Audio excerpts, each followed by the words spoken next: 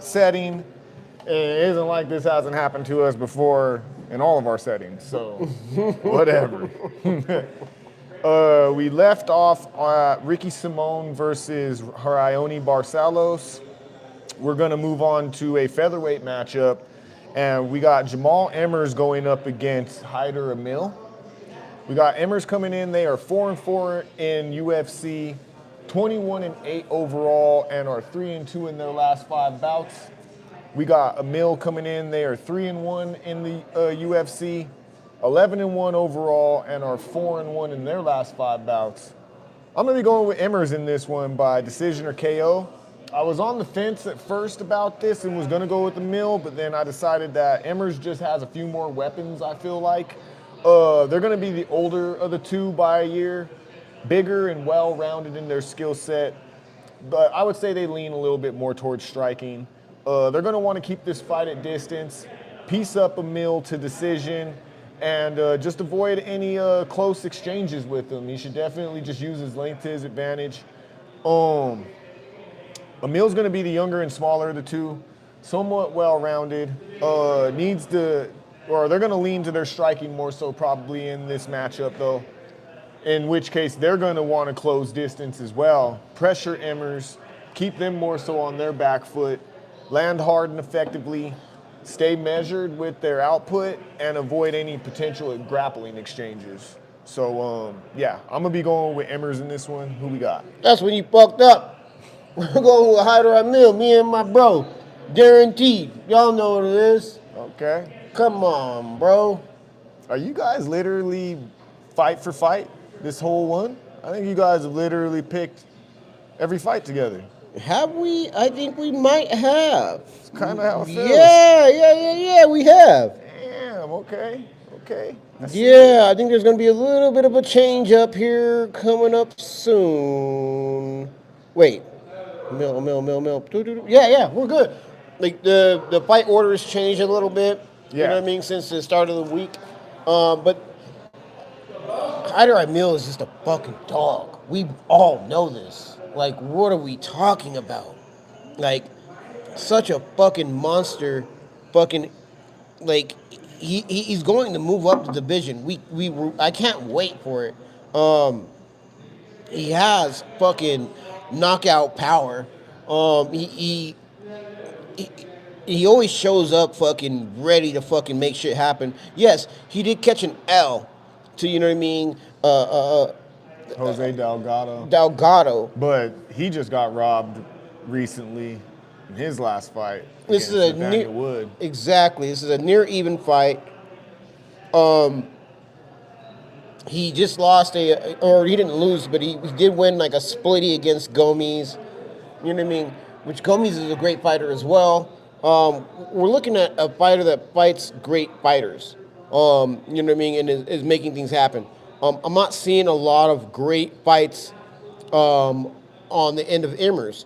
Emmers literally lost by KO to Nate Landwehr, an old man in the game. Not an actual old man, but an old man in the game. Let's talk about it. Like, this dude is not, you know what I mean, the caliber of Haider Emil. You know what I mean? Let's just go ahead and be fucking completely upfront about that. So I've just got to believe that Emil's going to beat Emmers. There's just no way he doesn't. Okay. That's why you're going to give me my belt, hand me my crown. Run it up, my boy. Run it up. Okay, buddy, okay. Moving up to the men's middleweight division, we have a matchup between Marco Tulio going up against Christian Leroy Duncan. We got Tulio coming in. They are 2-0 in the UFC, 14-1 overall, and are currently riding a 10-fight win streak. We got Christian Leroy Duncan, CLD, coming in 5-2 in the UFC, 12-2 overall, and 4-1 in their last 5 bouts. I'm going with CLD in this one by either decision or KO. They're going to be the younger and bigger of the two fighters. A striker with developing takedown defense. Definitely versatile in their attack, and has learned to take a more measured approach since coming into the UFC. You know, they used to be a really flashy kickboxer, and then realize that that shit doesn't take you very far in the UFC, trying to throw all these flashy attacks and shit like that, and just basically gassing yourself. So he's been working, and he gets better every fight. They're going to want to look to just keep this one at distance, piece up Tulio to decision or until a finish opens up, and just need to avoid having close exchanges with Tulio. They just need to keep everything at distance. Tulio is going to be the older of the two by a year, smaller, but definitely a power striker, throws everything with bad intentions, and they're going to want to look to close distance and land early and effectively. Definitely want to look to try and trap CLD against the cage and avoid following them around, and just land hard and effectively as much as possible. Wear on the gas tank, all that good stuff. But I think CLD is just getting better and better, and I think he's gonna make it happen in this one against Tulio. Who we got? No, both bros got not Tulio or not fucking CLD. Both bros got Tulio. Both bros are gonna win. Both bros know that goddamn Tulio is a monster. Like, what are we talking about? CLD is like, his gas tank is questionable, right? Do you not believe that? Only if he's friggin' being extra with it. If he just fights a smart fight and is just looking to get the W, he's very measured. He's chilled it out a lot. He has chilled it out, but I don't think he's going to chill it out. I think his best route to victory is not chilling it out. Is doing spinning back fist, fucking wheel kick, wild shit that no one, you know what I mean? Everyone wants to see. It's a great, you know what I mean? Great for just watching. He's gonna wear his goddamn self out. And then we're gonna see Tulio just piece this dude up, throw bombs at his goddamn head, and it's a wrap at that point. Like, that just is what it is. Like, very well, what could happen? Absolutely what's going to Tulio's happen. live to catch Duncan at any time throughout this entire fight. I just feel like he's limited in his attacks. And, if he's not able to catch him, and this turns into more of like a technical kickboxing match, I just think Leroy Duncan's going to be able to, basically just kind of piece him up, dismantle him. I don't agree with you. Neither does Guaranteed. So, bro, the end of this card is looking rough for you, my boy. Okie dokie. We'll see. I'm just saying. Moving on to a lightweight matchup, we have the first of two Bonfim brothers kicking off the night. We have Ishmael Bonfim, the younger Bonfim, I believe, going up against Chris Padilla. We got Bonfim coming in 2-2 in the UFC. 20-5 overall and 3-2 in their last 5 bouts. We got Padilla coming in 3-0 in the UFC, 16-6 overall, and are currently riding a 6-fight win streak. I'm gonna be going with Taco Padilla in this one by decision or KO. They're gonna be the slightly older of the two by a year, bigger and well-rounded in their skill set. Definitely should look to keep this one standing in that distance. Use Bonfim's aggression against them, because this Bonfim tends to just want to go out there and, put on that highlight finish. So he throws everything fucking hard and with bad intentions. So if Padilla can use that aggression against them, pull them into exchanges, move around the cage and avoid being put up against the fence or taken down, I believe that they can avoid gassing late and just, fighting a smart fight. Whereas Bonfim, they're going to be the slightly younger and smaller of the two, well-rounded in their skill set, but they're going to want to, mix it up, lean into where they find the advantage, and just stay measured with their approach and output, because it's not even so much a thing of them gassing as it is them just putting themselves out in danger and getting fucked up. That's really what their thing is. So if they can avoid following Padilla around the cage or getting over aggressive, they definitely should mix it up, even take Padilla down if they can, and just, punish them throughout the fight and possibly look for a decision victory. But I'm going with Padilla in this one. Who we got, y'all? Hey, The bro's going with Padilla, not me. The bro, guaranteed, is going with Padilla. Me, go with Bonfim, because I think Padilla's going to get folded like a taco. That being said, he's going to look like a fish taco. Probably smell like a fish taco.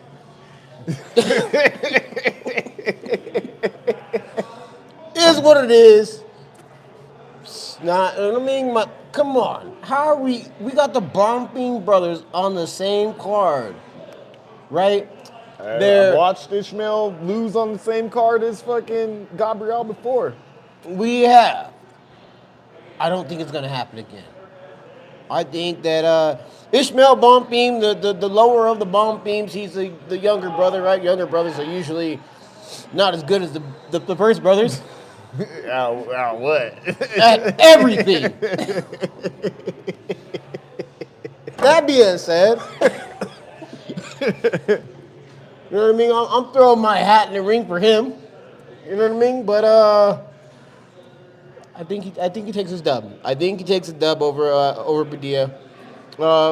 Dia's a good fighter, middle of the road fighter, all right fighter, same shit I always say. But Bonfim has been training with a killer and his brother and his bigger brother. His bigger brother has showed him the game, has literally put him on. You know what I mean? Showed him everything that he needs to know. So why wouldn't he fucking win? Like, cause like, I'm just, you know what I mean, saying from personal experience, I done made some killers in my life. I made some monsters in my life.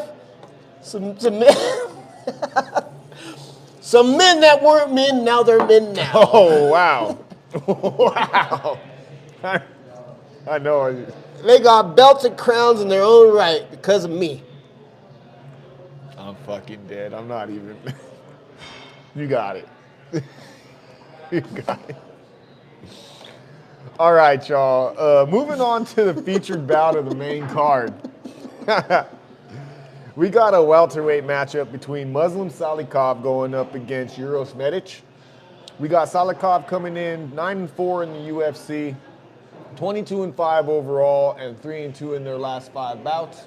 We got Medic coming in 5-3 in the UFC, 11-3 overall, and 3-2 in their last 5 bouts.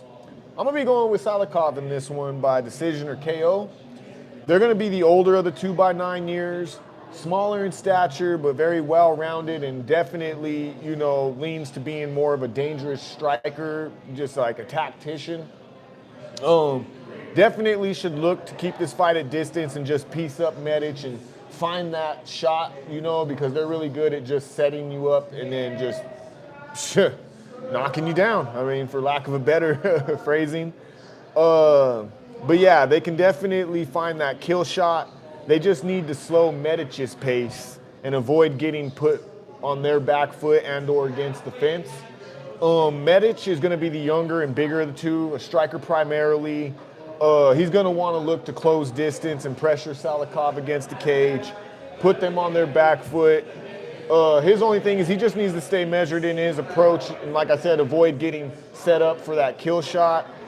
And then, like, you know, on paper, he doesn't have any decision wins or losses. So Medic goes in there to get shit done. So he's definitely going to come out, start fast, and he's going to try and put it on, you know, Muslim Salikhov and get him out of here.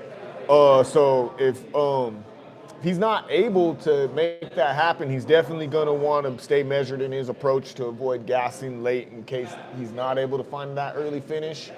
In which case, I think that gives a little bit more favor to Salikhov, in my opinion. So I'm going to be going with them. Who we got? You're going with Salikhov. Salikhov. Well, goddamn, you done picked one right. I'm going with Salikhov as well. There you go. That being said, though, our other guy, the other bro in this group, is going with Medic. It's unfortunate for him because he's gonna lose his fucking asshole.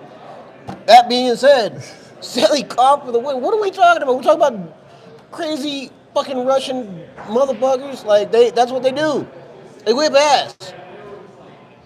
You got to be something special if you're more renowned for your striking as a Russian than you are for your grappling or wrestling and shit. So that says a lot. Salikhov, even in his last outing, I had to eat fucking crow on that one because he made me look foolish. So, that's why I had to go with him. As you should. Definitely. Salikhov for the goddamn win. Like, what are we talking about? What are you talking about? Guaranteed. Figure it the fuck out, my boy. Yo, moving on to the co-main event of the evening, we have a flyweight matchup between. Okay, real quick. I don't know why this is the co-main event of the evening. So I'm gonna assume that they must, have a lot riding on Joseph Morales. I'm guessing maybe they want to, start, boosting him in the ranks or at least getting him well known in the community because I truly don't understand. There's so many other co-mains on this card. I mean, you can go Simone Barcelos, you could go fucking Salikhov and fucking you Medic. could go Salikhov and Medic. You could put the Bonfim brother on the co-main against Chris Padilla. Bonfim fucking main co-main. Or like, Tulio versus solid. Duncan. I mean, I don't understand. Absolutely hot Emil Emmers. Yeah, absolutely could be there.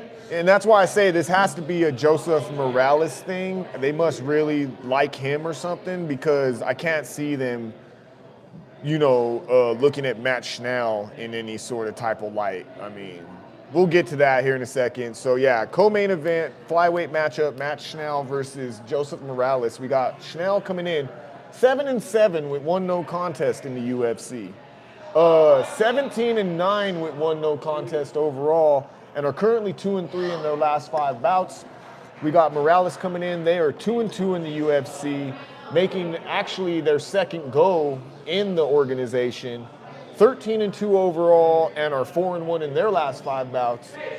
I'm gonna go with Morales in this one by sub or decision. They're gonna be the younger and smaller of the two, well-rounded in their skill set, but definitely leans more so to the grappling. They're gonna wanna look to mix this up, lean into where they find the advantage and gradually take the fight to the ground or, just manage to gain control to a decision or until a finish opens up. But they just got to stay measured with their output and avoid getting into any messy firefights with Schnell. Which even then, let's get into Schnell. He's older by 4 years, bigger in stature, somewhat well-rounded in his skill set. He's going to want to probably look to keep this one standing in at distance. He's going to want to land volume and point fight, which isn't necessarily his style. He definitely likes to go and get the finish. He should avoid grappling for sure with Morales to give them less routes to victory, even though he does have some good grappling. And like I said, even though he's willing to go there, he definitely needs to avoid having long-standing exchanges with Morales because he is chinny and can, eventually, even though he's willing to go there and has had success there sometimes, he's also fucking gotten knocked the fuck out. So even though I believe Morales is more so a grappler, he still could get this done on the feet if he catches Schnell the right way. So with all that being said, I have to go with Morales. But once again, not really sure why this is the co-main event. Who you got, bro? Very lame co-main event, but unfortunately, my boy, you were wrong. You're fucking tripping, bro. We're going with Matt Schnell. Me and Darren T. Tripping. Both of y'all niggas is tripping. Both of y'all tripping. I think your mic might. Wait, is it? Okay, it's on. Don't worry about me, man. Worry about this bad pick y'all about to make. Elaborate. Let me elaborate on why y'all shouldn't be putting your money against this one or putting your money with this one. Matt Schnell has been in the league or been in the game for a long fucking time. We all know this. He's a monster. He's just well-rounded. He's good. He's fucking good. And I think there's one of those things that's like Henry Cejudo kind of good, right? Like where it's like, I think if it comes down to a point to where he might lose, Like he'll take a leg poke and like walk up out of there. Like, yeah, well, that shit happens. You know what I mean? That'll happen. Um, Matt Schnell, I mean, it just makes sense to me. I'm looking at the fucking numbers, and we're talking about a guy that's 17-9. You know what I mean? He just won against Jimmy Flick, right? Yeah. Jimmy Flick is not the greatest fucking UFC fighter. I've talked a lot of shit about Jimmy Flick throughout the fucking years, but he's a zombie, right? But we're talking about what's my guy's name? Morales, right? He has not beat anyone up. No one of fucking substance, no one of care. I don't give a shit. Now, Schnell lost to Cody Durden, decent fighter. He's lost to Steve Urseg, another decent fighter. Basically, should have been the main character in Fight Club. Let's look at fucking Matthias Nicolau. Like, fuck you on like Famous. looking at me when I fucking say the way he said his name. Whatever. Anyway, these are great fighters. We're talking about solid ass fighters. Sumandarji he beat up with a triangle choke. Matt Schnell has the ability to whip ass. He's a live dog in this fight. When we're talking about a Morales that has no like Ali B Adris, who the fuck is that guy? Do you know that guy? I don't know that fucking guy. watched the Anthony fight. Doe, who the fuck is him? Like, are we talking about Sidemar on no Rio? Who the fuck is that? That doesn't even make no sense. Like, who are we talking about? In addition to that, we also get 200 plus odds on fucking Schnell. You know what I mean? He's 4 years older. You know what I mean? Don't like that, but it's all right. He's 2 inches taller. Like that. Inch reach. Great. Like, what the fuck are we talking about? Matt Schnell for the goddamn win. That's RayBuck's motherfucking throwdown on that shit. This is going to be real bad for y'all. I'm just going to let you know that one. You're going to remember this moment after that fight's done and be like, but anyways, moving on to the main event of the evening. We have a welterweight matchup between Gabriel Bonfim going up against Randy Brown, y'all. We got Bonfim coming in 5-1 in the UFC, 18-1 overall, and are 4-1 in their last 5 bouts. We got Randy Brown coming in 14-6 in the UFC, 20-6 overall, and are currently 4-1 in their last 5 bouts. I'm gonna be going with Randy Brown in this one by either decision or KO. They're gonna be the older of the two by 7 years, bigger in stature, well-rounded in their skill set, and definitely should look to keep this fight standing in at distance, move around the cage, pop in and out, land the volume early, and just maintain that strike lead as the fight goes. They should have the cardio edge in this one, so if they outdog their opponent and are able to take them to deep water and possibly find this finish late, I definitely see that as a possibility. They're just going to need to avoid the early takedowns and storm of Bonfim, because if you watched Bonfim's last fight against Wonderboy, he was struggling and really squeaked away with his last victory, to be totally honest. He's going to be the younger and smaller of the two, somewhat well-rounded, but definitely leans into his grappling Bonfim. Definitely, they're going to want to look to close distance, put Randy Brown on their back foot and against the cage, eventually get him to the ground and control him for the entirety of the fight, which really they need to hunt for a finish and, not really let this one get past the 3rd round. But if that's the case, hopefully they've learned how to, manage the output of their energy. And if they're going to go with the grappling heavy strategy, they got to make sure that they're securing solid takedowns. And like I said, they want to try and get this one done early. I don't think they want this to creep out past the 3rd round. Because like I said, in that last outing against Wonderboy, like literally, you could have scored that for Wonderboy and gave him the victory with the way that got Bonfim gassed out and wasn't able to secure any takedowns, wasn't able to do anything, was getting pieced up, didn't have nothing to offer with the hands. So ultimately, I just think Randy Brown is well-rounded enough to weather the storm if he does go to the ground and or get back to his feet and just maintain a pace on Bonfim that they're not going to be used to if they're not able to get their grappling and an early finish going. So I'm going to be going with Brown in this one. Jamaica stand up. Who we got? Well, your co-host, not this fucking one, Oh, I know. is Jamaican himself a bomb or a damn, I thought I had that. Right. God damn it. Your other co-host is Jamaican himself, a Randy Brown fan. I'm not. I'm fucking going with goddamn Bonfim. The Bonfim brothers are going to go ahead and sweep the card because they should. Why not? Okay. What are we talking about? We're talking about Bonfim for Bonfim. Bonfim for Bonfim all day. Bonfim is a super well-rounded fighter, better than his brother, because he's older. Because older brothers, just know how to do shit. You know what I mean? They've been gone through it, been through it, did the thing, and just boss shit. You know what I mean? He's a fucking boss. He's ready to boss shit up. He's ready to show his little brother that, like, you know what I mean? He's just better.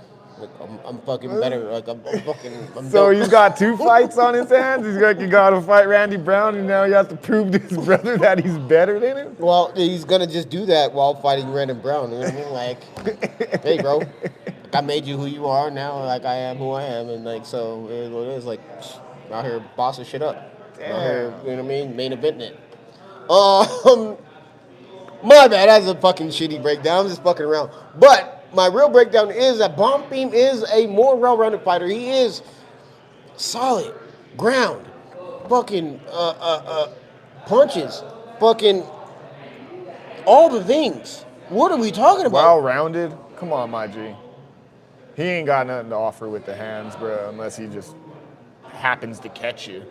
But there isn't any, like, technique behind the hands that, like, you need to be worried about. He's going to set up some shit so that he can Is go he a for professional fucking boxer? No, I'm takedown. not saying that, but like he has hands. You don't believe he has hands? Come on, my boy. I don't. All right, let me. I didn't even say fucking Darren's pick. Let me see what Darren's pick Oh, is. he said you alluded to it. He's going with Brown apparently. Oh yeah, he is going with Brown. Yeah, 'cause he's both smart. Both these motherfuckers about to lose. It's good. I'm good. I'm gonna win, Okay. as I generally do. Again, you beat me in the last card. I'll give you that. You know what I mean? Here. There you go. Uh-huh. When's the last time you see me lose a card, bro? When is the last time? Hasn't happened. It don't happen. Call me out, chat. Call me out. None of you guys can call me out because I keep winning. What do you fucking want from me? Greatest. Okay. Fuck, I can't pick a perfect. Well, I'm gonna get there. since that, okay, so that's the card, ladies and gentlemen. Do you got any parlays for us? Because if you didn't know, this guy right here did not only a 3-pick that fucking cashed, not only a 4-pick that cashed, not only a 5-pick that cashed. He did a series of parlays that led up to 6, starting from 3, and they all cashed. It was a wonderful weekend last weekend, y'all. I'm gonna keep it brief. I'm not even gonna flex. I really flex. should. I should go Flex. the fuck in. Flex. But I'm chilling. No, I'm chilling. Okay. I'm chilling. You got any parlays, my man? I think the parlay god is gonna let you do your parlays, and then I'm gonna get to my parlays. You know what I mean? Because mine are the real parlays. I don't even know really if I have any parlay. I guess maybe you could go with like a Cavalcanti. You already fucked up. You know Like, you fucked yeah, up. Right? I would probably You know you say fucked maybe up, like right? a Cavalcanti, Morales, and Randy Brown. And just keep it just straight 3-pick. I'm not even, you know what, actually, this is what I'm going to do. I'm going to go Gomes, Cavalcanti, and Morales as a base 3. And then if you want to spice things up, we're not going to get extra spicy or shit our pants this weekend, but if you want to spice things up just a little bit, you can go ahead and throw Randy Brown on there for a 4-pick parlay. That's what I'm going with. What we got, Parlay God? Parlay God. What I'm gonna do is I'm gonna go with a Jackson McVeigh, a Daniel Marcos, Okay. Gomes. That's my 3-pick. If you want to hit the 4-picker, I'm going with Hokick. You know what I mean? It's not bad. That's my I don't want to 4-picker. put too much trust in the debutee, but that's not. I respect it. If I wanted to do a 5-pick, I'm gonna give you a 5-pick. I'm gonna go with Hyder Emil.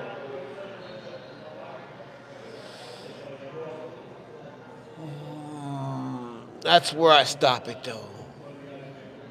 I got 3, 4, 5 pick. That's where I'm at, and boom, call it a day. All right.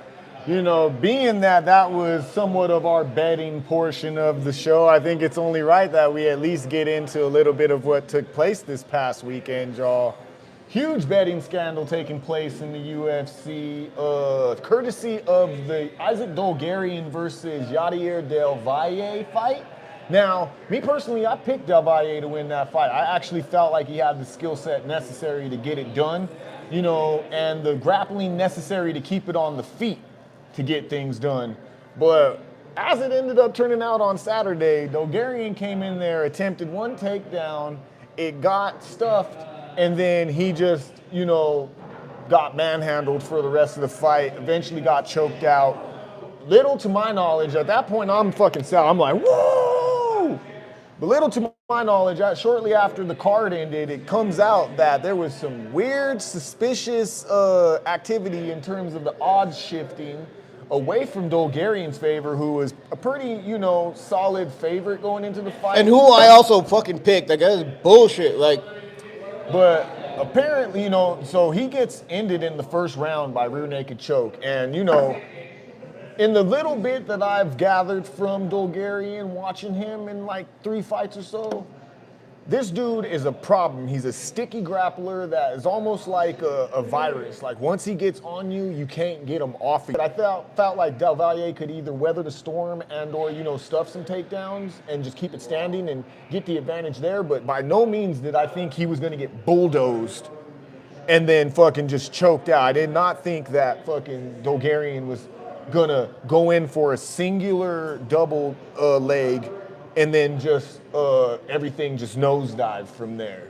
So I can understand the speculation. It does hurt my heart, and I also feel bad for Del Valle in terms of like, was that fight real? He really feels like he did what he needed to do to get it done, whereas the situation states that he was,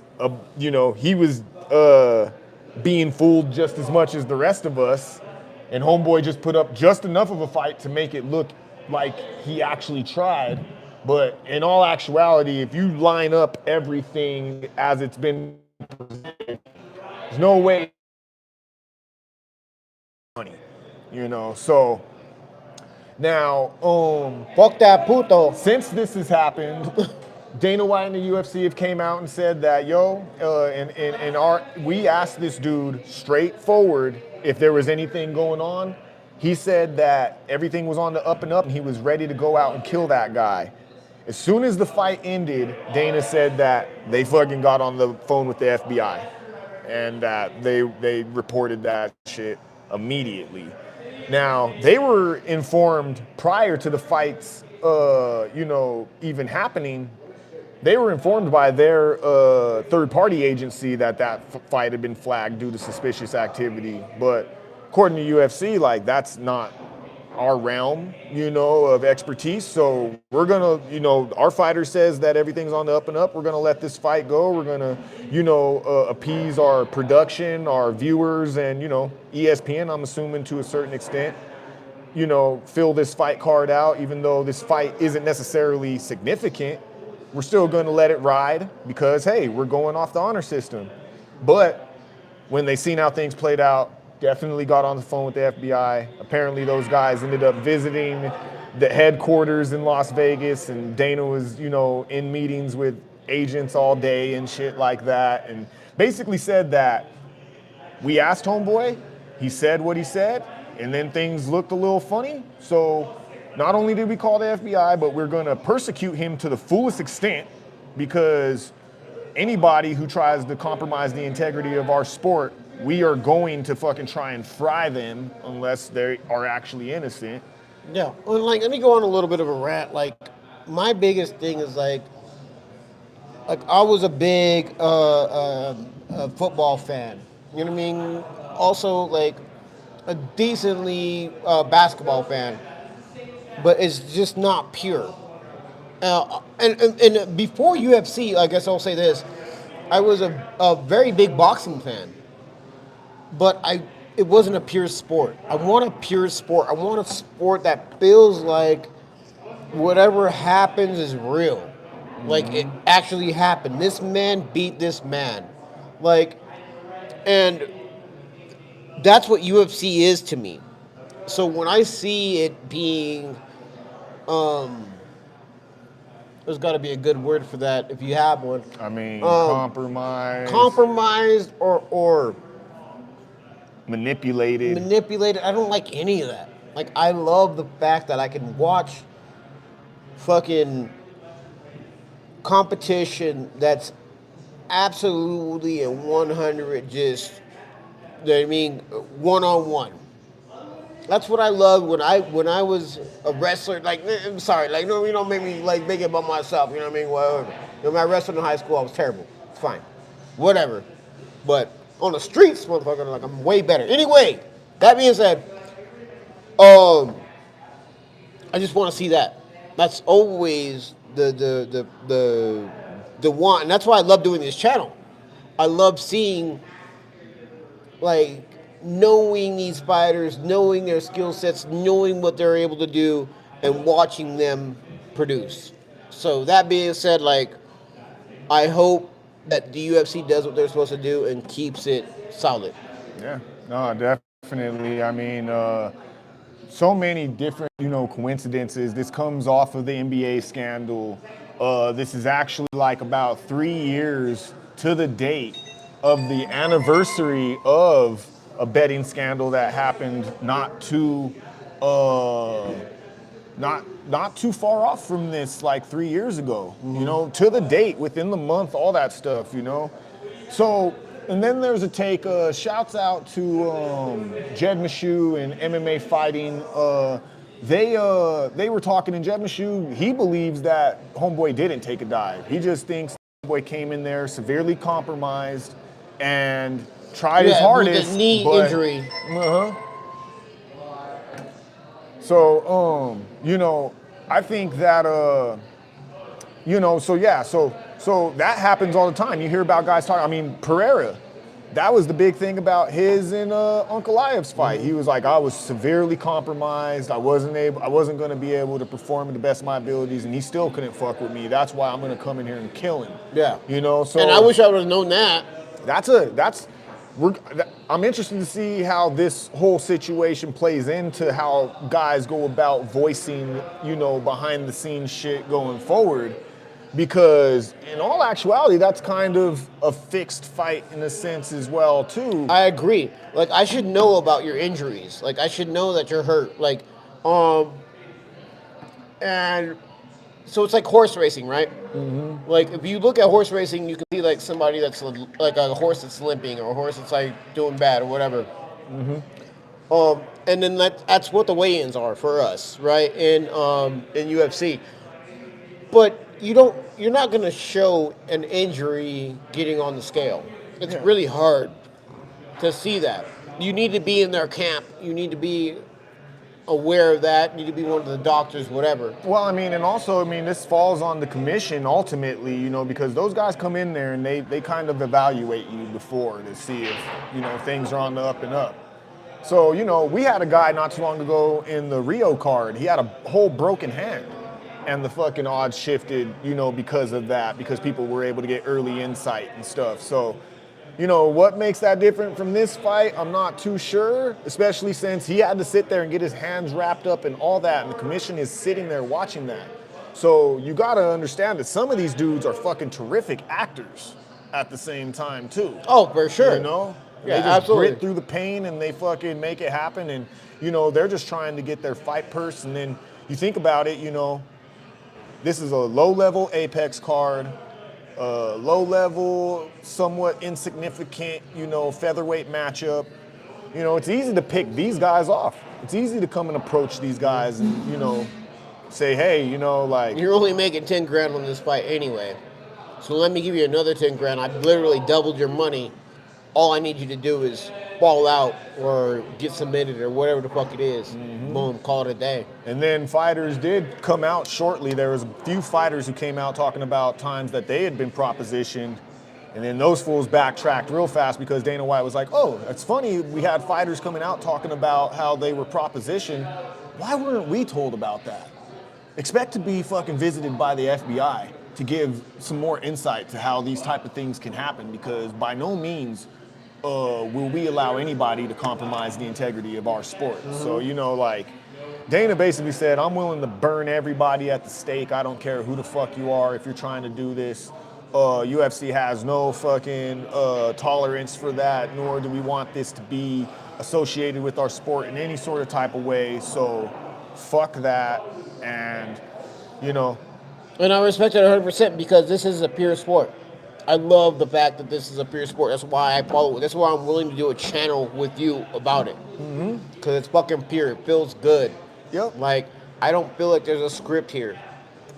Well, and we already have enough against us with the judging sometimes. That's really screwy. The fucking refereeing, that becomes screwy, which I ain't gonna lie, after all this came out, it really makes me look at these fucking referees. Like, it really makes me look at some of their practices and how because it's more than just money line bets. It's more than just, certain things. It's more so, this all falls on like prop bets. The big thing is like, this person's gonna win in the first round, or this person's gonna win by knockout, or this person's gonna, do something specific in the fight. This fight's gonna go over 1.5 rounds, 2.5 rounds, shit like that. So that's where this whole thing kind of got put on blast, because you had bettors who were freaking, allegedly by the time, fight lines were ended, fucking someone had put 16 million on that fight, to end of the first round. That's fucking bananas, you know what I mean? So, man, I know it's something that, it's always going to be on the table and something potential, but I really would hate if MMA took on like the stigma that boxing has, where you almost, anytime something screwy happens, you just assume that that's what happened. Yeah. That being said, they raided Isaac Dolgarian's former gym. He hasn't said shit. His coach let go of him from his current gym. And yeah, man, it's been a wild week. That's all I gotta say. So, well, I think it's been a great cast. This is number 80, folks. Episode 80, y'all. We're what, 3 years in now? No, we're just we're barely getting through with the second year, bro. Okay, well, we're getting ready to get into the third year. Yeah. So, all right. Once again, y'all, real quick, make sure that you like this episode. Make sure that you subscribe to the channel, comment, share the channel, all that good stuff. Make sure that you follow us at Bros Talk MMA on IG and TikTok. You can follow me on both of those platforms at UTICA, UTICA _SME. You can't follow bro unless you got an OnlyFans or, flex videos or, a Cornhub, like, otherwise it's gonna stay on my shit. I feel that. But yeah, folks, once again, want to send a major shout out to Whiskey Bar Denver here in downtown Denver, between 22nd and 21st in Larimer. Make sure you come check them out. I hope to be making this my backdrop for episodes to come.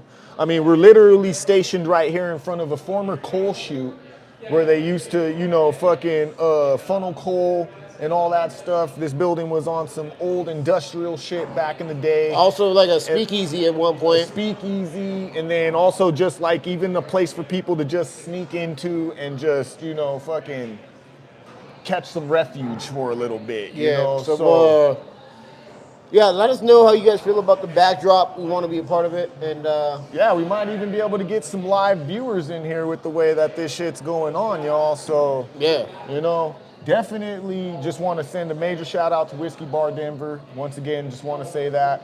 Shouts out to our bro host, Darren Teed, who couldn't be with us today, but apparently sided with bro basically on every fucking fight, which is madness. Because he's smart. Because he's fucking smart, bro.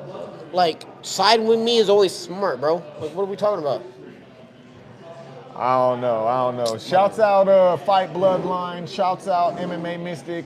Shout out to everybody that tuned in. Make sure you check out our Buy Me a Coffee link in the description if you want to support the channel or donate. Thank you, Pedro. Yes, indeed. Tuan Lorenzo, Cash Cole, the whole squad. This has been another episode of Bros Talk MMA. I'm your host, Utica, undeniably the illest cat around, a.k.a. Mr. Make This Pick Real Quick. Here with my bro host extraordinaire. You know what it is, RayBuck? It's Chaco Jordan. It is give me my belt, hand me my crown. Best ever, best that ever will be, and best that's ever gonna fucking walk on this goddamn channel. Y'all know what it is. Also, I'm Mr. Six Pick Parlay. Just remember that too as well. Mr. Six Pick Parlay. Okay, I'll give you that. Good job. Ugh. But I am the parlay god, so I will give him the parlay prince motherfucking shit soon enough. As soon as you do that again. Hey, we appreciate y'all bearing with us through, you know, us ironing out these bugs. Technical difficulties. Watching us on part 1 and this currently part 2. But once again, this has been another episode of Bros Talk MMA. And until the next time, we out.